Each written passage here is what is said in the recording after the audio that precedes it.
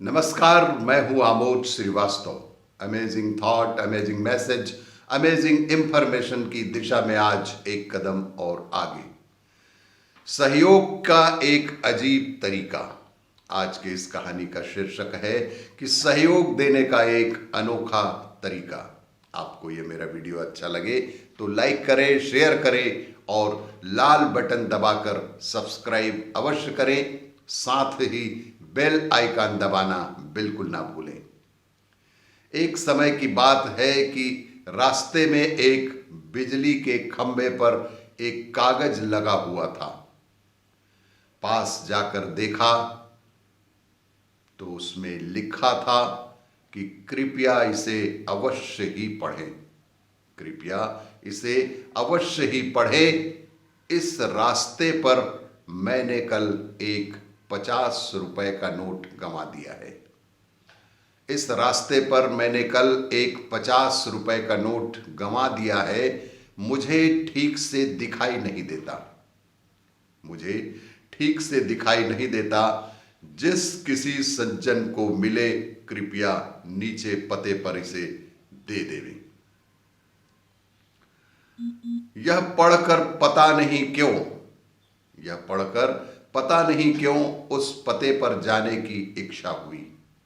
पता याद रखा, यह उस गली के आखिरी में एक घर था। यह उस गली के सबसे आखिरी छोर में एक छोटा सा घर था। वहां जाकर आवाज लगाया तो एक वृद्धा लाठी के सहारे धीरे धीरे बाहर आई। एक वृद्धा लाठी के सहारे उस घर से धीरे धीरे बाहर आई। मुझे मालूम हुआ कि वह अकेली रहती है। उसे ठीक से दिखाई भी नहीं देता है। माँ जी, मैंने कहा, आपका यह खोया हुआ 50 रुपए मुझे मिला है। मैं उसे ही आपको देने आया हूं। मैंने बेहद ही संयत स्वर में कहा कि ये आपके 50 रुपए मुझे उस राह पर मिले हैं जो आपके कल खो गए थे। उसे मैं आज लौटाने आया हूं। यह सुनकर वह वृद्धा लगभग रोने ही लगी। बोली, बेटा, अभी तक करीब 50-60 व्यक्ति मुझे 50-50 रुपए दे चुके हैं। मैं तो पढ़ी लिखी भी नहीं हूं। ठीक से दिखाई भी नहीं देता। पता नहीं कौन सज्जन मेरी इस हालत को देखकर मेरी मदद करने के उद्देश्य से यह सब लिखकर उस बिजली के खंभे पर टांग दिया है। बहुत ही कहने पर माँ जी ने पैसे तो रख लिए, पर एक विनती की। माँ जी ने पैसे तो किसी हाल पर रख लिए, पर एक विनती की कि बेटा, वह मैंने नहीं लिखा है। किसी ने मुझ पर तरस खाकर लिखा होगा, पर जाते जाते उसे तुम फाड़ कर फेंक देना।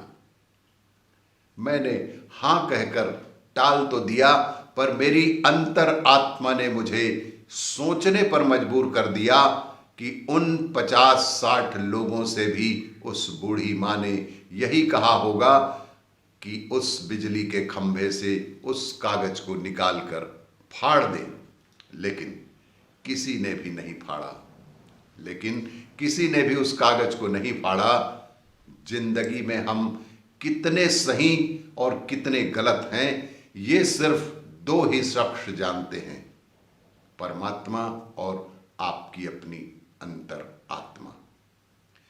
मेरा हृदय उस व्यक्ति के प्रति कृतज्ञता से भर गया जिसने इस वृद्धा की सेवा का उपाय ढूंढा। एक अनोखा तरीका सहयोग का उसने ढूंढ निकाला।